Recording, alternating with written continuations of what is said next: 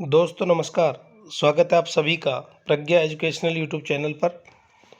मित्रों, मिशन 2023 तृतीय श्रेणी मुख्य भर्ती परीक्षा, जिसके अंतर्गत शैक्षिक परिदृश्य से एक नया टॉपिक जोड़ा गया है। उस शैक्षिक परिदृश्य के अंतर्गत आज हमारी दूसरी क्लास है और इस क्लास के अंतर्गत हम पढ़ेंगे SIQE शिक्षा शैक्षिक परिदृश्य में नवाचार जो है, उस नवाचारों में एक टॉपिक जोड़ा है SIQE। तो SIQE क्या है? सबसे पहले इसकी फुल फॉर्म हमको पता होनी चाहिए, क्योंकि परीक्षा में सीधे ही बहुत बार फुल फॉर्म पूछी जाती है। तो आप state initiative for quality education, जिसे SIQE कहा जाता है, तो ध्यान रखना ये यहाँ पर 4 है, state initiative for quality education, state initiative for quality education. इसका जो आधार वाक्य है वो है, यहाँ पर आप देख रहे हैं, सब बच्चे सीख सकते हैं और सब शिक्षक पढ़ा सकते हैं। यानी सब बच्चे में क्षमता होती है, सीख सकते हैं और सब शिक्षक पढ़ा सकते हैं। ये इसका आधार वाक्य है। SIQ का क्रियान्वयन किस प्रकार किया जा रहा है? तो प्रारंभ में SIQ समन्वित विद्यालयों में कक्षा 1 से 12 तक प्रारंभ किया गया और आदर्श विद्यालयों में कक्षा 1 से 5 तक प्रारंभ किया गया। SIQ का जो क्रियान्वयन है वो निदेशालय माध्यमिक शिक्षा बीकानेर, RSEIT उदयपुर, राजस्थान स्कूल शिक्षा परिषद जयपुर के द्वारा और बौद्ध शिक्षा समिति व यूनिसेफ के द्वारा किया जा रहा है। तो ये जो क्रियान्वयन है, इसमें निदेशालय जो माध्यमिक शिक्षा बीकानेर है वो परियोजना का संचालन करता है। RSEIT उदयपुर का कार्य अकादमिक कार्य दिया गया है और राजस्थान स्कूल शिक्षा परिषद जयपुर प्रशिक्षण एवं कार्यक्रम की रूपरेखा तैयार करता है। बौद्ध शिक्षा समिति और यूनिसेफ तकनीकी टेक्नोलॉजी का जो प्रयोग होता है उसमें मदद करता है। तो SIQ का क्रियान्वयन इस प्रकार निदेशालय माध्यमिक शिक्षा बीकानेर, RSEIT उदयपुर और राजस्थान स्कूल शिक्षा परिषद, बौद्ध शिक्षा समिति व यूनिसेफ के माध्यम से किया जा रहा है। आगे हम देखेंगे कि SIQE है क्या। साथियों, SIQE जो प्रोग्राम है ये 2015-16 में चलाया गया एक समन्वित प्रोग्राम है, एक समन्वित कार्यक्रम है। इसके अंतर्गत अन्य प्रोग्राम भी शामिल होते हैं। तो इसके अंतर्गत निम्न कार्यक्रमों को सम्मिलित किया जाता है। SIQ के अंतर्गत ABL प्रोग्राम होता है, SIQ के अंतर्गत ही CCP होता है और SIQ के अंतर्गत ही CCE कार्यक्रम संचालित है। तो ABL जो कार्यक्रम है एक्टिव बेस्ड लर्निंग कहलाता है, जिसे गतिविधि आधारित शिक्षण कहा जाता है। दूसरा CCP चाइल्ड सेंटर्ड पेडागोजी कहलाता है। फुल फॉर्म भी आपको याद रखनी साथ साथ, चाइल्ड सेंटर्ड पेडागोजी CP कहलाता है, बाल केंद्रित शिक्षण कहलाता है।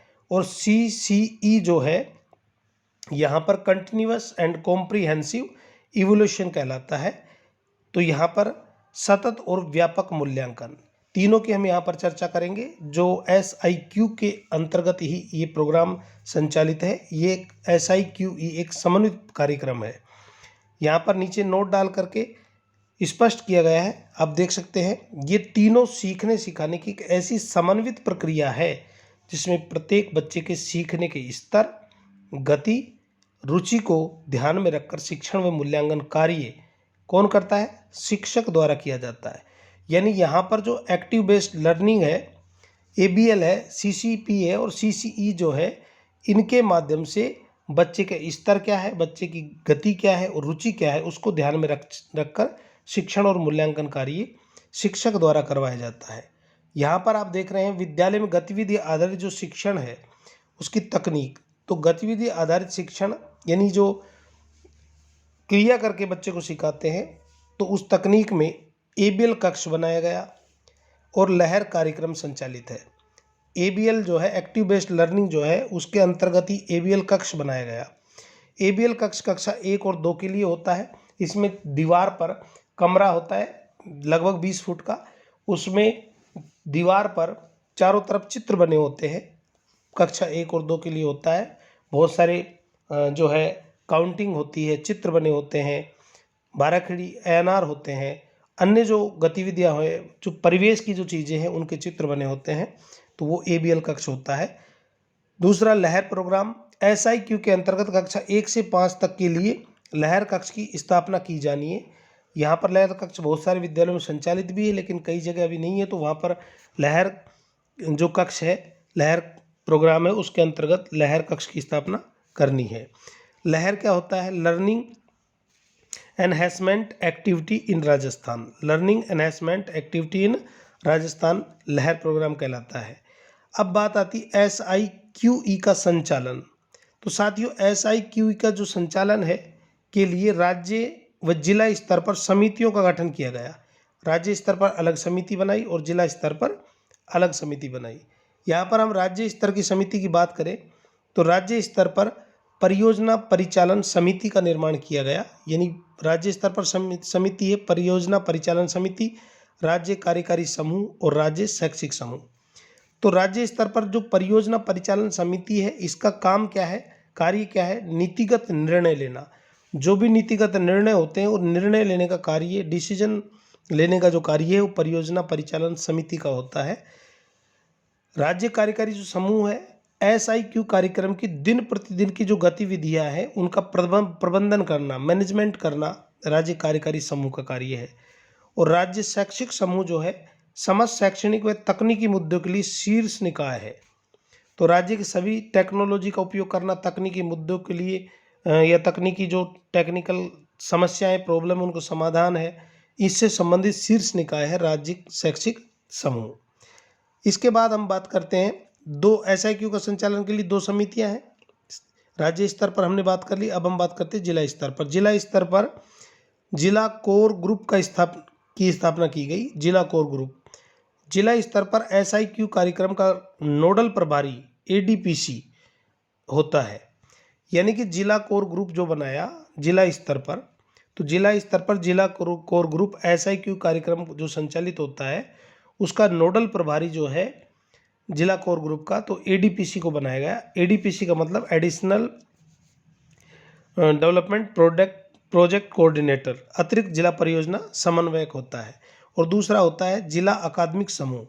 जिला जो अकादमिक समूह है, इस जिला शिक्षा अधिकारी माध्यमिक की अध्यक्षता में इस समूह का गठन किया जाता है। और गठित इस समूह का जो कार्य है, जिला अकादमिक समूह का जो कार्य है, वह कार्य डाइट प्राचार्य सहित, डाइट का जो प्राचार्य होता है वो, और अच्छे शिक्षक के समूह द्वारा कार्यशालाओं का अवलोकन करना, आदर्श विद्यालयों की मॉनिटरिंग करना आदि कार्य जिला अकादमिक समूह का होता है। तो हम यहाँ पर देखेंगे कि SIQ के संचालन के लिए राज्य स्तर पर समितियाँ, 3 समितियाँ बनाई गई, परियोजना परिचालन समिति, राज्य कार्यकारी समूह और राज्य शैक्षिक समूह। जिला स्तर पर जिला कोर ग्रुप और अकादमिक समूह का निर्माण किया गया। अब हम यदि बात करें तो SIQ के उद्देश्य क्या है। साथियों, SIQ, जो भी साथी चैनल पर नए जुड़े हैं, उद्देश्य की हम बात करेंगे। जो भी साथी चैनल पर नए जुड़े हैं वो चैनल को सब्सक्राइब करें, वीडियो को अधिक से अधिक शेयर करें ताकि और बच्चों को भी लाभ मिल सके। मित्रों, जो ये वीडियो हम रोज़ रात को 9 बजे अपलोड करते हैं, तो डेली ये आपको 9 बजे उपलब्ध होगा। और जो नया टॉपिक शैक्षिक परिदृश्य से जुड़ा है, उससे संबंधित समस्त वीडियो रोज़ एक एक करके हम आपके समक्ष लेकर उपस्थित होंगे।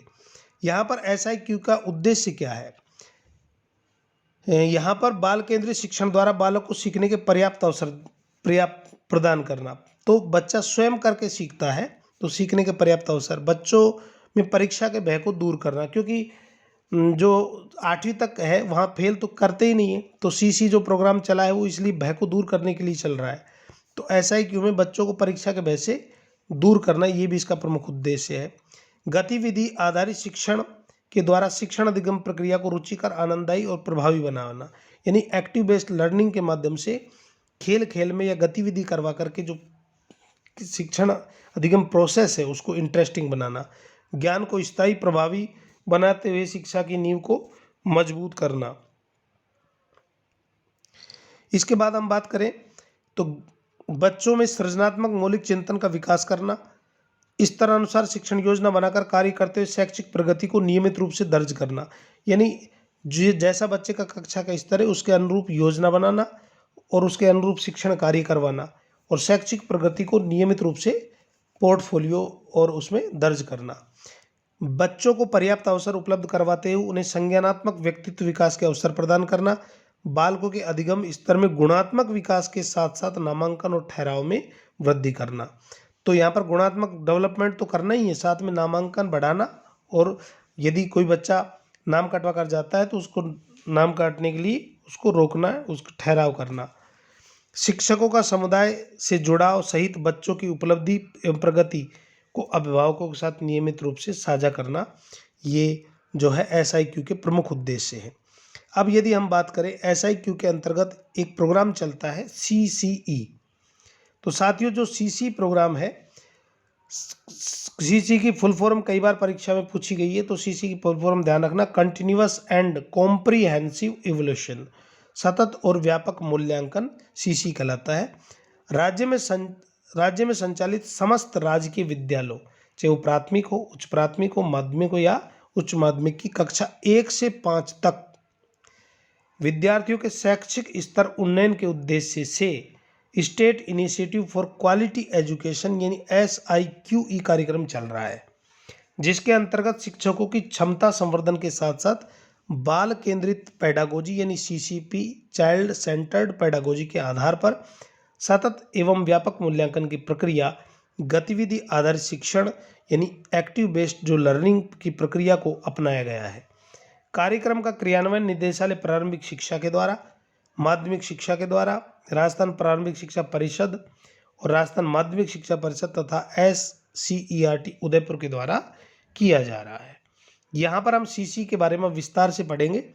तो CC के अंतर्गत CC के उद्देश्य भी है, सतत और व्यापक जो मूल्यांकन है, बच्चे का लगातार मूल्यांकन करना है, परीक्षा के बहस को दूर करना है। तो यहाँ पर आप देख रहे हैं उद्देश्य, बाल केंद्रित शिक्षण द्वारा सीखने के पर्याप्त अवसर उपलब्ध करवाना, यानी बच्चे के आधार पर बच्चा क्या चाहता है, बच्चे का स्तर क्या है, उसके अनुरूप उसको सीखने के पर्याप्त अवसर उपलब्ध करवाना। बच्चों में परीक्षा के भय को दूर करना, गतिविधि आधारित शिक्षण द्वारा शिक्षण अधिगम प्रक्रिया को रुचिकर और आनंददायी और प्रभावी बनाना, ज्ञान को स्थायी और प्रभावी बनाते हुए प्राथमिक शिक्षा की नींव को मजबूत करना, बच्चों में सृजनात्मक और मौलिक चिंतन का विकास करना, स्तर अनुसार शिक्षण योजना बनाकर शिक्षण कार्य करते हुए प्रगति को नियमित रूप से दर्ज करना, बच्चों को पर्याप्त अवसर उपलब्ध करवाते हुए संज्ञानात्मक और व्यक्तित्व विकास के सभी पक्षों का मूल्यांकन करना। यहाँ पर इसके बहुत सारे उद्देश्य हैं। बालकों के अधिगम स्तर में गुणात्मक विकास के साथ नामांकन एवं ठहराव में वृद्धि करना।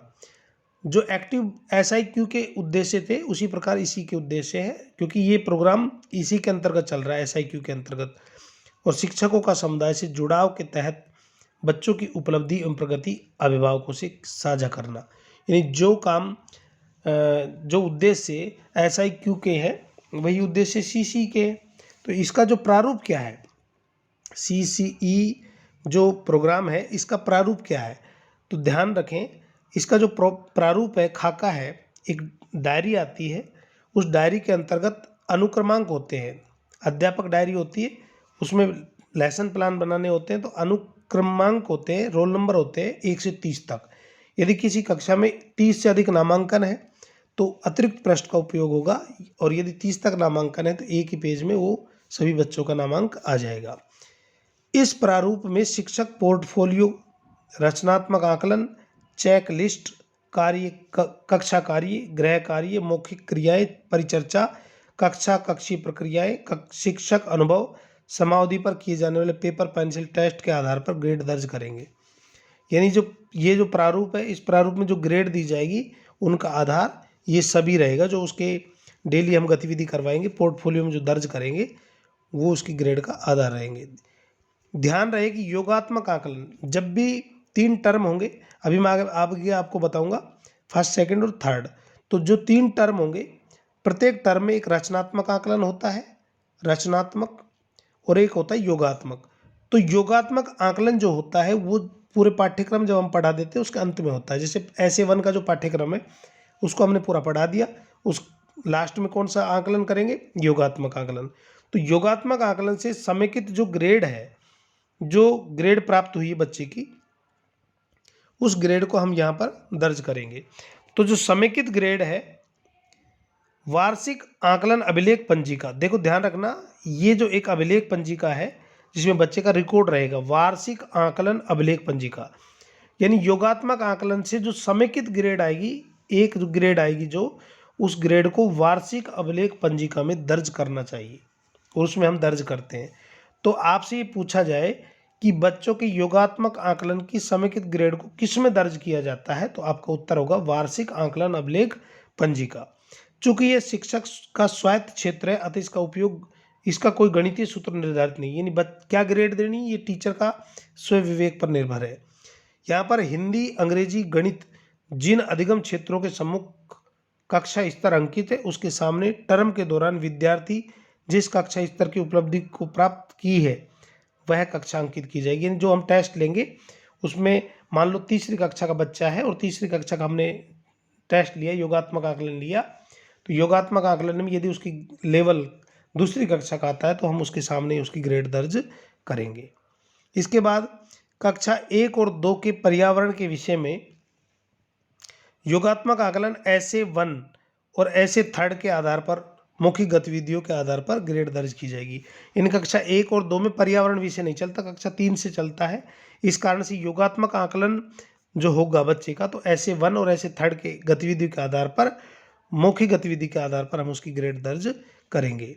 यह प्रारूप इस पुस्तिका से पृथक कर वार्षिक आकलन अभिलेख पंजिका के साथ विद्यालय में स्थायी रूप से रखना होगा। यानी जो भी हमने ग्रेड दर्ज किए उसका रिकॉर्ड वार्षिक अभिलेख पंजिका में होगा और वो हमें स्थायी रूप से स्कूल में रखना चाहिए। यहाँ पर आप देख रहे हैं आगे ग्रेड देने का आधार क्या रहेगा, तो ग्रेड लिखने का जो आधार है वो है यदि बच्चा स्वतंत्र रूप से कार्य कर पाता है और अपेक्षित समझ है, दक्षता है, तो उसे ए ग्रेड देंगे। यदि कोई बच्चा शिक्षक की सहायता से कार्य कर पाता है, मध्यम स्तर की दक्षता है, तो उसे बी ग्रेड देंगे। और शिक्षक की विशेष सहायता से यदि कोई बालक कार्य कर पाता है, ऐसी दक्षता है, तो उसे सी ग्रेड देंगे। यहाँ पर हम यदि बात करें तो स्मरणीय जो तथ्य हैं, स्मरणीय तथ्यों पर मैं बात करूँ तो बहुत महत्वपूर्ण है, यहाँ पर ध्यान से इनको देखेंगे। 2009-10 में केंद्रीय स्तर पर एनसीईआरटी ने कक्षा 9 से प्रायोगिक, तो प्रैक्टिकल के रूप में इसे प्रारंभ किया था सीसीई को एनसीईआरटी ने, और 2010-11 से सीसीई को माध्यमिक स्तर पर लागू किया गया। तो वैसे तो 2009-10 में ये एनसीईआरटी ने कक्षा 9 से प्रैक्टिकल के रूप में प्रयोग करके देखा था और 2010-11 से सीसीई को माध्यमिक स्तर पर लागू कर दिया गया, और ये इसका उल्लेख आरटी धारा 29 ख के अंतर्गत किया गया है। साथियों, ये मोस्ट है, ध्यान रखना इसका। राजस्थान में 2010-11 से प्रारंभिक स्तर पर सीसी लागू हुआ, तो राजस्थान में 2010-11 से प्राथमिक या प्रारंभिक स्तर, प्रारंभिक मतलब कक्षा 1 से 8 के स्तर पर सीसी लागू हुआ, और इसका उल्लेख आरटी की धारा 29 डे के अंतर्गत इसका उल्लेख किया गया है। सीसी का पैटर्न स्कीम 2015-16 से संपूर्ण राजस्थान में लागू कर दिया गया, यानी 2010-11 से शुरू हुआ राजस्थान में और 15-16 से संपूर्ण राजस्थान में इसे लागू कर दिया गया।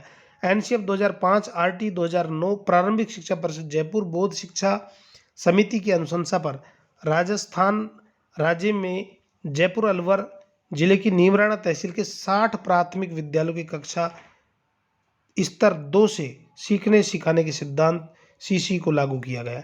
यानी सबसे पहले जो सीसी लागू हुआ वो जयपुर और अलवर में प्रारंभ हुआ था और धीरे धीरे करके संपूर्ण राजस्थान में लागू कर दिया गया है। यहाँ पर हम बात करें तो टर्म की, मैं आपको बता रहा था जो टर्म है, टर्म 3 होंगे, प्रत्येक टर्म 2.5 मंथ का होता है। यानी कि जब हम एक टर्म लेंगे तो उस टर्म का जो पाठ्यक्रम है, प्रथम टर्म का लगभग पाठ्यक्रम 45% होता है, और ये 45% हमें सितंबर तक पूरा करना होता है, सितंबर से पहले पहले। तो 45% जो पाठ्यक्रम हम पढ़ाते हैं, पढ़ाने के दौरान हम जो बच्चे से गतिविधि करवाते हैं, जो प्रश्न पूछते हैं, वो जो आकलन कहलाता है। यानी पठन पाठन के दौरान आकलन की जो किया जाता है वह आकलन फॉर्मेटिव असेसमेंट कहलाता है, रचनात्मक आकलन कहलाता है, ध्यान रखना। दूसरा जो आकलन होता है, जैसे मान लो हमने सितंबर में ये 45% पाठ्यक्रम पूरा कर दिया और SA1 हमने लिया, तो बच्चे का जो SA1 हम ले रहे हैं वो SA1 समेटिव असेसमेंट कहलाएगा, योगात्मक आकलन। यानी पाठ्यक्रम समाप्ति के बाद जो आकलन किया जाता है, चाहे वो SA1 के बाद हो, चाहे SA2 के बाद हो, चाहे SA3 के बाद हो, उसे हम समेटिव असेसमेंट कहते हैं। अब कक्षा 1 से 5 तक SIQCC के अंतर्गत 3 योगात्मक आकलन है, जिसका पाठ्यक्रम मैंने यहाँ पर दे रखा है। प्रथम में 45%, द्वितीय में 40% और तृतीय में लगभग 15%। पहला जो SA1 होगा सितंबर में होगा, दूसरा जनवरी में होगा और तीसरा बोर्ड परीक्षा से पूर्व होगा। ये जो डाटा है ये शिवरा से लिए गए हैं और ये 2019-20 के हैं। वर्तमान में भी इसी प्रकार है, सितंबर, जनवरी और बोर्ड परीक्षा से पूर्व। अब साथियों, जो CC का पैटर्न है, इस पैटर्न में कुछ महत्वपूर्ण बातें हैं। सबसे पहला, आधार रेखा का आकलन किया जाता है। तो ध्यान रखना, आधार रेखा का आकलन कक्षा 2 से किया जाता है कि बच्चा किस स्तर का है। यदि कोई नया बच्चा एडमिशन ले रहा है जहाँ CC लागू नहीं है या SIQ लागू नहीं है, तो वहाँ पर आधार रेखा का आकलन किया जाएगा। और यदि कोई बच्चा पहले से वहाँ पर अध्ययनरत है, यदि बच्चा पहले से पढ़ रहा है, तो वहाँ पर उसका जो पिछली कक्षा का अंतिम SA3 था, तो SA3 या उसके आधार पर हम जो है उसका आधार रेखा आकलन कर सकते हैं। तो आधार रेखा आकलन प्रत्येक बच्चे की कक्षा स्तर को जानने के लिए किया जाता है। दूसरा, उपसमूह का निर्माण करते हैं, यानी बच्चों को ग्रुप में बांटते हैं। जब हम आधार रेखा मूल्यांकन कर लेते हैं, उस आधार पर हम ग्रुप बनाएंगे। जो बच्चा स्वयं अपने कार्य को कर सके ग्रुप A बनाए रखेंगे, जो अपने शिक्षक की सहायता से कार्य कर सके उसे ग्रुप B में रखेंगे, और जो अपने कार्य को शिक्षक की सहायता से भी नहीं कर सके उसे ग्रुप C में रखेंगे। और तीसरी बात, योजना का निर्माण करेंगे, योजना की क्रियान्विति करना, तथ्यों, सूचना, आंकड़ों की प्राप्ति और उन्हें दर्ज करना, पोर्टफोलियो का निर्माण और प्रत्येक बच्चे की व्यक्तिगत फाइल। यानी पोर्टफोलियो जो होती है, प्रत्येक बच्चे की व्यक्तिगत फाइल होती है, जिसमें उसकी जो गतिविधि होती है, जो पेपर टेस्ट लेते हैं, पेपर पेंसिल टेस्ट लेते हैं, जो गतिविधि करवाते हैं, वो पोर्टफोलियो में हम उसको दर्ज करके रखते हैं। यहाँ पर PTA का आयोजन भी होता है समय समय पर। अभिभावक शिक्षण संघ का आयोजन, PTM का आयोजन होता है। PTA बोलते हैं पेरेंट टीचर एसोसिएशन। दूसरा, ABL, अभी मैंने आपको कुछ देर पहले बताया था, 3 गतिविधि होती है SIQ के अंतर्गत, या ABL, CCP और CCE। तो यहाँ पर ABL एक्टिव बेस्ड लर्निंग है, SIQ state initiative for quality education है और CCP चाइल्ड सेंटर्ड पेडागोजी है। इससे संबंधित अधिक जानकारी के लिए आप लक्ष्य पब्लिकेशन की प्रकाशित जो पुस्तक है, लक्ष्य पब्लिकेशन की प्रज्ञा शिक्षा मनोविज्ञान, उसमें साइको और स्कूल मैनेजमेंट, ये जो टॉपिक है आपके शैक्षिक परिदृश्य और RT बहुत अच्छे ढंग से, और एक टॉपिक आपके सूचना तकनीकी जोड़ा है, वो उसमें बहुत अच्छे ढंग से दिया गया है, तो आप इसको देख सकते हैं। आगे यदि मैं बात करूं, तो यहाँ पर जो टर्म होता है, उस टर्म को मैं यहाँ पर विशेष रूप से व्याख्या करके आपको बताता हूँ। टर्म जो होगा, किसी कक्षा के एक सत्र की योजना और आकलन की संरचना क्या होगी। सबसे पहले हम बात करते हैं टर्म 1 की। तो टर्म 1 में कक्षा कक्षीय प्रक्रिया के दौरान रचनात्मक आकलन एवं शिक्षण की सतत प्रक्रिया आयोजित की जाती है। यानी ध्यान रखना, कक्षा कक्षीय प्रक्रिया के दौरान जो आकलन होता है वो रचनात्मक आकलन कहलाता है। और प्रथम योगात्मक जो आकलन होगा, यानी प्रथम टर्म जो होगा योगात्मक आकलन, तो वो योगात्मक आकलन प्रथम टर्म का जो पाठ्यक्रम है उस पाठ्यक्रम की समाप्ति पर होता है, SA1। इसी प्रकार टर्म 2 है। टर्म 2 में क्या है कि कक्षा कक्षीय प्रक्रिया के दौरान जो आकलन होगा वो रचनात्मक आकलन होगा, और अंत में पाठ्यक्रम के अंत में जो आकलन होगा वो द्वितीय योगात्मक आकलन SA2 कहलाता है। इसी प्रकार SA3 है। टर्म 3 है, कक्षा कक्ष की प्रक्रिया के दौरान रचनात्मक आकलन लेंगे और अंत में तृतीय योगात्मक आकलन लेंगे पाठ्यक्रम की समाप्ति पर। तो साथियों, इस प्रकार हमने आज देखा कि SIQE जो प्रोग्राम है वो राजस्थान में किस प्रकार संचालित है, इसके अंतर्गत कौन कौन सी जो प्रोग्राम है वो कार्यान्वित है, तो इसके बारे में हमने अध्ययन किया। दोस्तों, यदि वीडियो पसंद आया तो वीडियो को लाइक और शेयर जरूर करें। अगले वीडियो के साथ कल रात 9 बजे आपके समक्ष उपस्थित होंगे। तब तक के लिए धन्यवाद। Have a nice day.